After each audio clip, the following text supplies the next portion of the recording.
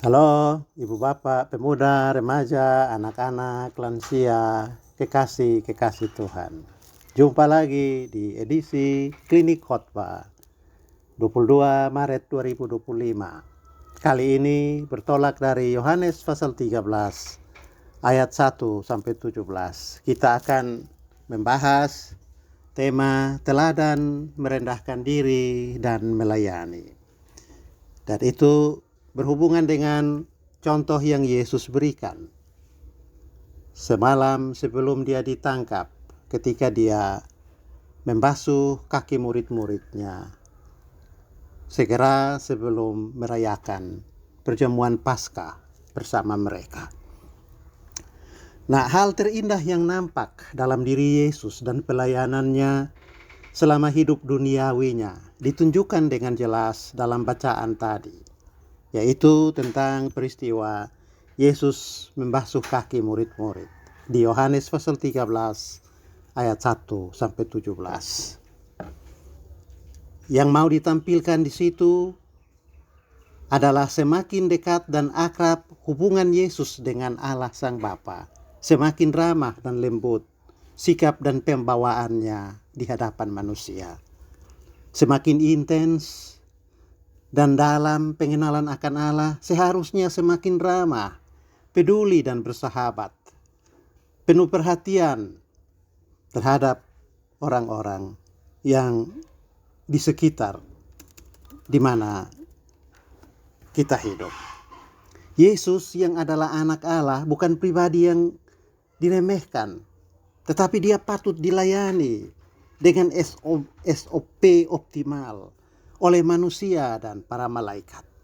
Tetapi dalam bacaan ini, dia tidak merasa diri rendah, apalagi hina, untuk melayani manusia dan melakukan pekerjaan-pekerjaan yang seharusnya dilakukan seorang budak atau pelayan, yaitu membasuh kaki murid-muridnya. Yesus dalam praktik itu menunjukkan satu hal yang suka diabaikan oleh orang-orang religius, yakni sikap hidup saat berhadapan dengan Tuhan di ruang liturgis, di mimbar, atau dalam musim-musim ibadah keagamaan, haruslah berjalan paralel dengan tingkah laku dan tindak tanduk di dunia sosial dan di ruang publik. Ibadah liturgis kita nihil nilai tambah kalau di hadapan Allah kita tunduk dan pasrah, tetapi saat bertemu sesama orang yang berbeda dengan kita justru bersikap arogan dan banyak ulah. Menjelang penderitaan dan penyaliban, Yesus memperlihatkan kualitas hidup yang memukau, menjadi cetak biru bagi siapa saja yang menyebut dirinya sahabat Allah.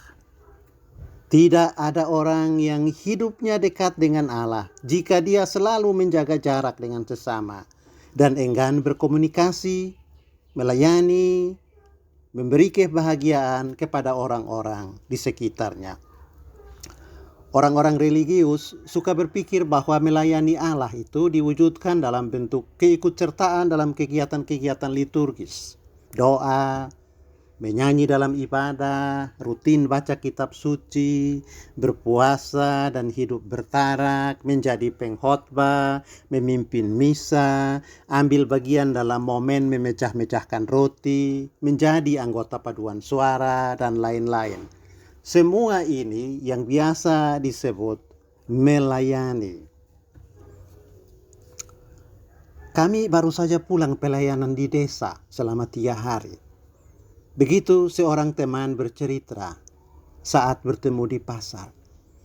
Kegiatan kami di sana adalah melakukan KKR, mengunjungi orang-orang Kristen atau masyarakat di sana dari rumah ke rumah. Kami mendoakan para peminum keras untuk lepas dari keterikatan pada alkohol. Dan puji Tuhan, kami berhasil mentobatkan 10 orang dalam pelayanan di desa. Pelayanan kami sungguh luar biasa. Nah, ini stereotip pemahaman orang-orang saleh terhadap pelayanan. Melakukan hal-hal liturgis suka diberi label pelayanan. Nah, bagaimana dengan menjaga nenek yang dirawat di rumah sakit? membantu petani-petani mendapatkan bibit dan pupuk yang berkualitas, menolong anak-anak yang lahir dalam keluarga yang ekonomi menengah ke bawah untuk bisa mendapatkan pendidikan, menjadi guru serta dosen yang mengajar dengan disiplin dan penuh dedikasi. Apakah ini bagian dari pelayanan kepada Allah dan sesama? Banyak orang saleh yang belum berpikir sampai ke situ. Umumnya pekerjaan-pekerjaan sosial seperti ini disebut profesi atau tugas sosial dan kedinasan. Itu bukan pelayanan. Mungkin saja ini salah satu penyebab mengapa korupsi dilakukan rame-rame di ruang sosial, justru oleh orang-orang yang berlaku saleh di jam doa dalam momen-momen liturgis. Yesus menunjukkan kekeliruan dari praktik kesalehan seperti ini. Dia sadar bahwa dia akan dikhianati. Salah satu dari pelakunya adalah Petrus. Pengetahuan ini sudah cukup dijadikan alasan untuk menjadi pahit dan mengambil sikap menjauhi murid-muridnya. Tetapi Yesus menunjukkan sikap yang sebaliknya. Hatinya meluap dengan kasih yang lebih besar. Di momen makan malam bersama, makan malam perpisahan, Yesus membasuh kaki murid-murid. Yesus berlutut di hadapan Petrus yang bakal menyangkal dirinya. Hal yang mengherankan dari Yesus ialah semakin manusia melukai hatinya, semakin besar kasihnya kepada manusia itu. Adalah wajar dan alamiah untuk marah terhadap kesalahan dan membenci orang yang menghina dan menyakiti kita. Tapi lihatlah pada apa yang dilakukan Yesus. Dia justru melayani dengan luapan cinta orang-orang yang sedang dalam posisi bakal mengkhianati dan menyakiti hatinya. Albert Einstein berkata, orang lemah akan membalas dendam. Mata ganti mata, gigi ganti gigi. Orang kuat lebih memilih mengampuni. Sedangkan orang yang berkenan kepada Allah akan mengambil sikap melupakan kejahatan dan kepahitan yang ditimbulkan. Yesus berkenan kepada Allah karena sikap ketiga yang disebutkan tadi oleh Albert Einstein. Dia melupakan kejahatan dan perlakuan penuh nista dari pengikut-pengikut kepadanya. Perkataannya yang dia ucapkan di atas salib, perkataan pertama, menunjukkan sikap dan kualitas diri Yesus tadi, yaitu sebagai manusia atau pribadi yang berkenan kepada Allah. Karena melupakan kejahatan mereka, Yesus berdoa, memohon pengampunan dari Bapa, dari Allah, bagi para pembenci-pembencinya. Ya Bapa, ampunilah mereka, karena mereka tidak tahu apa yang mereka perbuat. Bapak Ibu, saudara-saudari, kekasih Tuhan, pemuda, remaja, anak-anak, dan lansia yang bersekutu dalam nama Tuhan Yesus. Tema untuk renungan dari Yohanes 3 ayat 1-17 adalah teladan merendahkan diri dan melayani.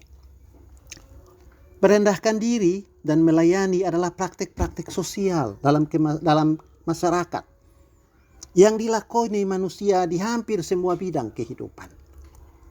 Perusahaan-perusahaan profit suka menggunakan slogan-slogan tadi sebagai moto.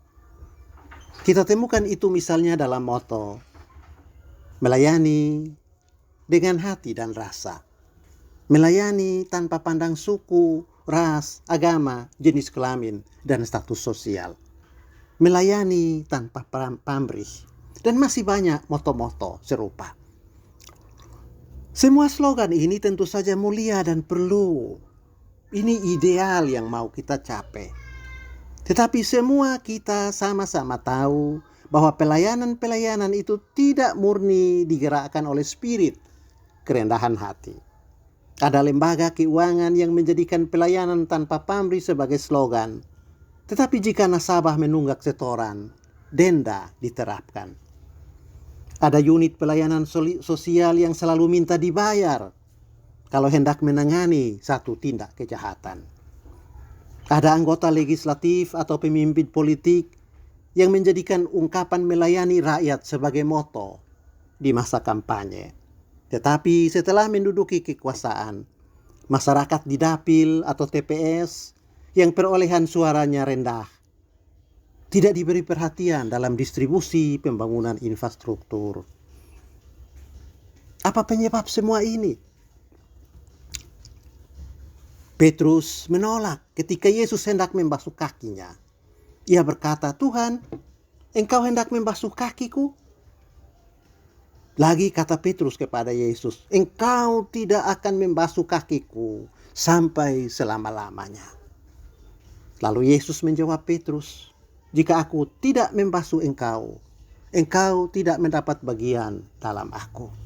Nah, ini dia Bapak Ibu Saudara-saudara, rahasia mengapa banyak dari pelayanan kita kepada sesama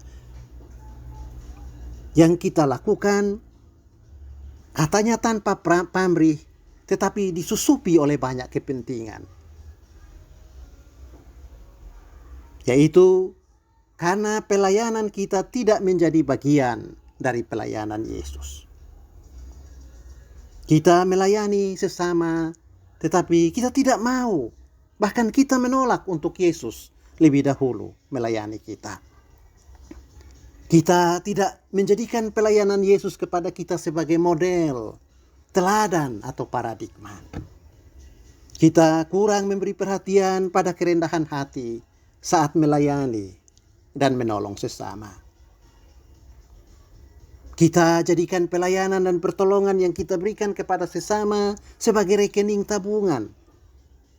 Yakni nanti bunganya kita ambil, kita pakai pada saat dibutuhkan.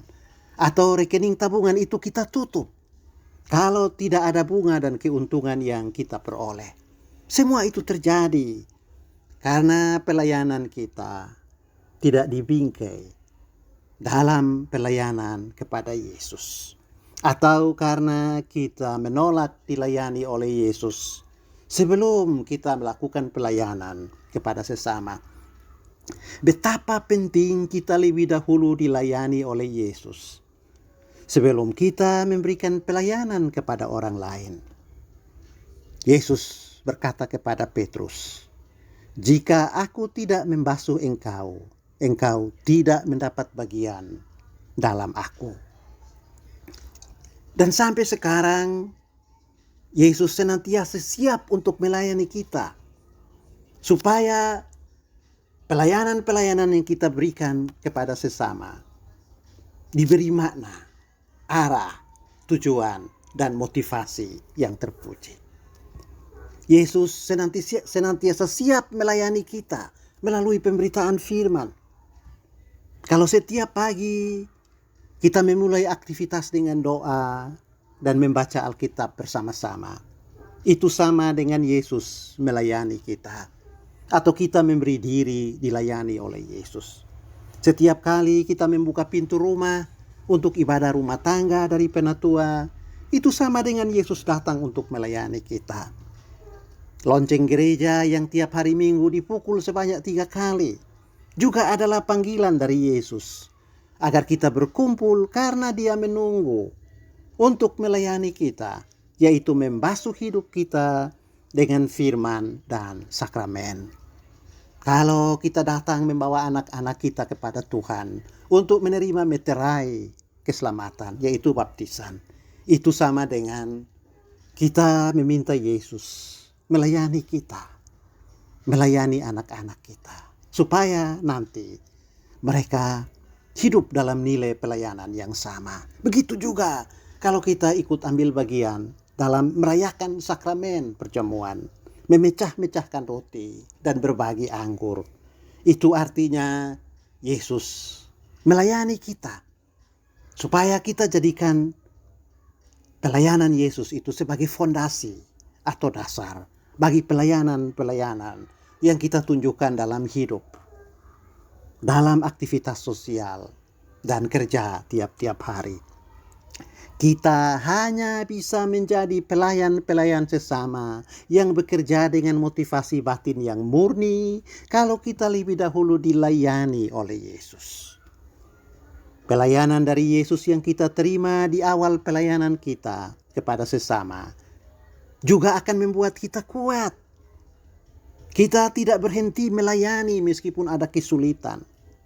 Dan mungkin saja kita menanggung biaya yang lebih atau mengalami kerugian material dan psikologis. Itu manfaat dari memberi kesempatan kepada Yesus melayani kita sebelum kita pergi untuk melayani dan menolong orang-orang di sekitar kita. Salah satu yang membedakan Petrus dan Yudas terletak di poin ini. Dua murid ini sama-sama mengkhianati Yesus. Yudas menyesal dan memohon ampun. Petrus juga menyesal dan memohon ampun. Tetapi mengapa Yudas yang membunuh diri? Sementara Petrus tegak berdiri, menunggu pengampunan dari Yesus. Nah, jawabannya terletak di sini. Yudas pergi sebelum Yesus membasuh kaki murid-murid. Yudas tidak punya waktu dan tidak memberi diri dilayani oleh Yesus. Petrus hampir saja menolak pelayanan dari Yesus. Dan karena itu mungkin dia juga akan menjalani nasib seperti Yudas. Tetapi setelah ditegur Yesus, Petrus melunak. Dia memberi diri dilayani oleh Yesus. Dia bukan hanya minta untuk dibasuh, dia malah meminta dimandikan oleh Yesus. Itu kita baca dalam pernyataan Simon. Dia berkata kepada Yesus, "Tuhan, jangan hanya kakiku saja, tetapi juga tangan dan kepalaku." Yohanes menyimpan bagi kita di dalam kitab Injilnya cerita tentang Yesus membasuh kaki murid-murid. Termasuk dialog yang agak alot dengan Petrus. Di momen itu, untuk mengingatkan kita bahwa kita hanya bisa melayani sesama dalam semangat kerendahan hati yang murni kalau kita lebih dahulu dilayani oleh Yesus. Di luar praktek ini atau di luar pelayanan ini, pelayanan kita akan jatuh dalam banyak bahaya dan kehilangan bobot.